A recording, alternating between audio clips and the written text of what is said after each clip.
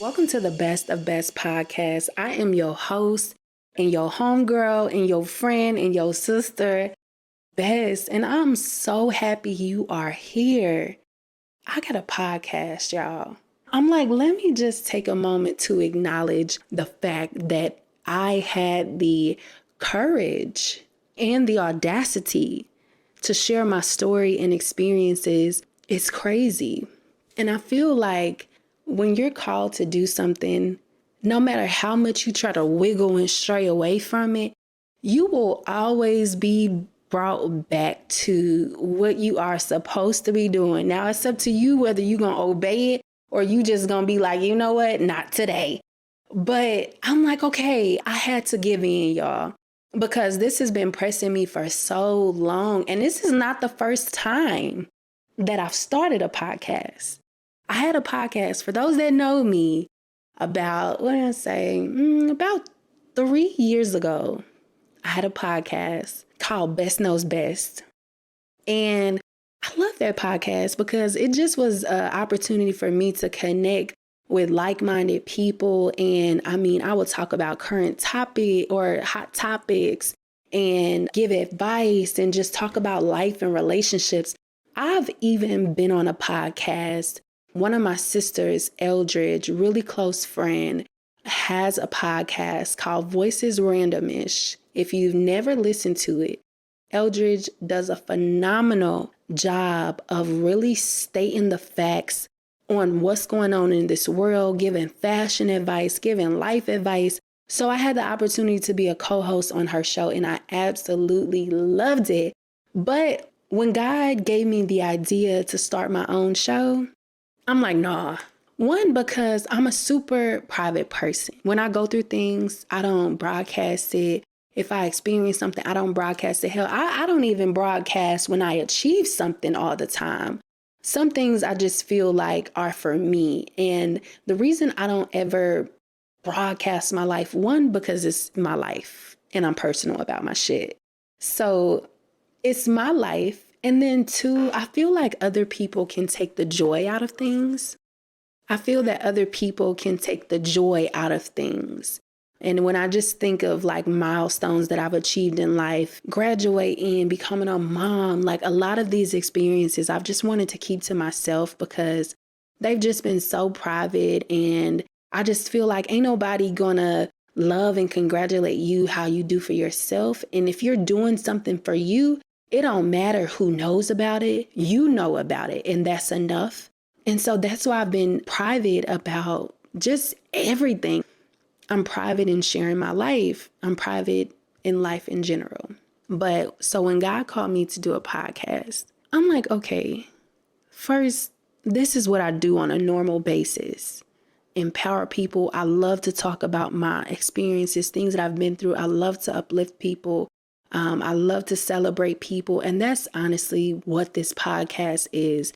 It's just, and that's honestly what this podcast is. It's a celebration of my life. It's a celebration of failures and successes because everything that I've been through up until this point has brought me to where I am today.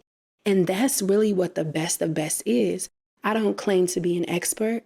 I don't know everything about living life and loving life and all that kind of stuff. But what I do know is that God has a purpose on my life. God got a purpose for all of us. It's something that we all are destined to do. But it's just a matter of, are we going to do it? Because though we may all have a purpose, we also all have a choice to choose to do and to choose not to do.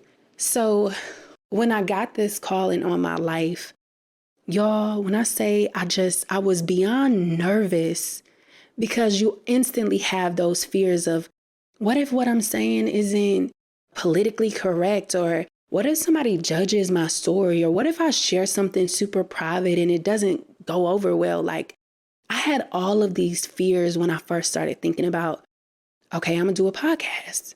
I had all of these fears. I had all these thoughts running through my mind, but simultaneously also had the thoughts of, man, what if I empower somebody, like somebody who was on their last leg of hope, listen to a podcast that I do and it changes their life or empowers them to do what they need to do to be the best version of themselves? Or what if I touch the heart, a woman who feels like they can't make it and they don't have anything to live for and they don't even know why they're here. So I'm also having these thoughts and I'm literally fighting with myself to do or not to do because I have the choice.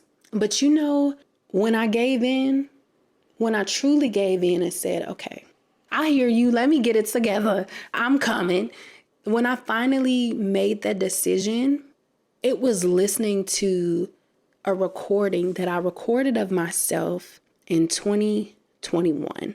And it was the last day of my job. And I was working for this company. I was living in Appleton, Wisconsin. So this is before I relocated to Charlotte. And I'm working for this company. I was originally hired for one reason, and then the position just completely turned to something else. And I just was so stuck trying to figure out what's my purpose, what's the plan, what am I doing here? None of this aligns with who I want to be. It doesn't align with where I want to go. Like, this is stupid. And I made the choice to move to Charlotte. And I just was like, you know what? I don't have a job. Hell, I don't even have a house because at this point, I don't even think we had an apartment. But I quit my job. Just listen, just hear me out. I quit my job without a plan because I knew that God had a calling on my life and I didn't know what it was. I didn't know what it looked like. I didn't know what was going to become of any decision that I made, but I knew that God had a plan and that as long as you stick it out, you're going to go somewhere. I don't know what that somewhere is, but you're going to go somewhere. And so on the last day of this job, everybody coming to you as if they truly, truly care about you leaving, right? Everybody want to, oh my gosh, what's your plans? When are you leaving? And when are you moving? And I'm going to be so sad without you. All that anyways. So I left out of that job. I literally got in my car and I was silent, like no radio, no phone, hell, no breathing. I'm just driving. And I get on the expressway and like 5 minutes into my drive, I literally bust out in tears. And in that moment, I decided, you know what? You're going to cry this time and you ain't going to cry no more. You're going to use all them tears that you got, because I'm a crybaby. You're going to use all them tears that you got and you're going to use it as fuel. You're going to use it as fuel because I knew that the journey that I was about to go into was hard. I knew it was going to be hard. Do you ever know that you called? Like, I know I'm called to the front line. You know what I'm saying? I know that God called me to break generational chains. I know that. So I know this is not about to be an easy journey. But guess what? I know on the other side, it's going to be victorious. It's going to look good. It's going to feel good. It's going to smell good. It's going to taste good. Everything. And I was hungry for that success. I was hungry for that to get to that destination. And when I got done crying, because I cried for about 10 minutes. It was like a 30-minute drive home. Yeah, I cried for about 10 minutes. And after that 10 minutes, I said to myself, and I might post a recording one day, actually. I'm going to post a recording. But I said to myself, you're going to do this and you're going to give it everything that you have. Because guess what? You ain't got nothing else to lose. And y'all need to be fearful of them people that don't got nothing else to lose, because you at the brink of two turning points. You can either have nothing to lose and put everything that you have into achieving something, or you can have nothing to lose and be negative about it and be like, you know what? I'm going to just use this as an opportunity to make everybody else hell. I'm going to use it as an opportunity to make everybody else's life hell. One or two ways this could go. And so that day, I made that decision. Then I moved to Charlotte and just a series of things follow. Maybe in that moment, my subconscious mind knew I was pregnant too, because I moved to Charlotte. So from the time I quit my job and from when Logan and I moved to Charlotte, it was probably like a 2-week time frame. We moved to Charlotte. 6 days after moving to Charlotte, I found out I was pregnant. And I was like, oh, hold on. Like, I knew you said it would be hard. This journey would be hard, but I thought you meant hard in just me, or you know what I'm saying? Me and my man, not me, my man, and this new baby. Ooh, hold on. Hold on. But you know what? That just goes back to me saying everything just happens for a reason. God got a plan. He has a plan. 6 days after moving here, I found out I was pregnant. Mind y'all, no job. Maybe we secured our apartment at this point. I'm not sure, but we still had to stay in the Airbnb because our apartment wasn't ready. So, and now I'm about to give birth to a whole human being. At the point that I was in, I was just like, what am I about to do? And so I listened to that recording. So, okay, I didn't mention how I got to recording myself. So during that drive home on my last day of work, after I cried, I recorded a message to myself. And I said, listen to this when you're going through or you're trying to figure out your why. And in that recording, I was talking about just how God has a purpose on my life and how I don't know what it is. I don't even know what the next step that I'm supposed to take. I'm just going to step out on faith because that's all I got right now. That's all I got. I'm going to step out on faith. And with that, so that's what the recording was about. And I just listened to it a couple weeks ago when I recorded my first podcast episode. And I'm like, okay, this moment is for you. This is time. As I'm listening to the recording, I literally I feel it's time. That's all I could hear. That's all I could recite. That's all I could see is it's time. Okay, come on, enter stage left. This you right here. And so just looking over my life and just, Lord Jesus, thank you so much. Lord, I thank you. Just looking over my life and how far I've come and just the closer that I've gotten to aligning my life with the life that God has for me, that journey alone has been crazy. And so all of that to say, that's why I'm here. This story, this podcast, this moment, this is the best of best. This is the best of me because, baby, I don't have any choice but to give life the best shot I got. And that's to hone in on my purpose and my strengths and to recognize what weaknesses I have and how to turn them to opportunities so that I can be the best me that I can be. Because now I'm a mother. And I take care of my sister, who, by the way, is actually turning 18 in a few days. And so early shout out to my baby, Christine. She literally my sister is everything to me. So not only do I have my child, I have my sister with me. I have myself. I have my man. You know what I'm saying? Like, I don't have any choice not to listen to the voice anymore. I don't have any choice not to know that I'm destined to be somebody and to do something and then just choose not to ignore it. You know what I'm saying? Like, I don't even have, my being will not allow me to not act on what God has for me because I've tasted what it feels like to listen to God. I've experienced that and it feels so good. And so literally that's what this podcast is. It's me listening to God and literally aligning with what he has for me to do and what he's destined and set out for me to do. And so that's the best of best, y'all.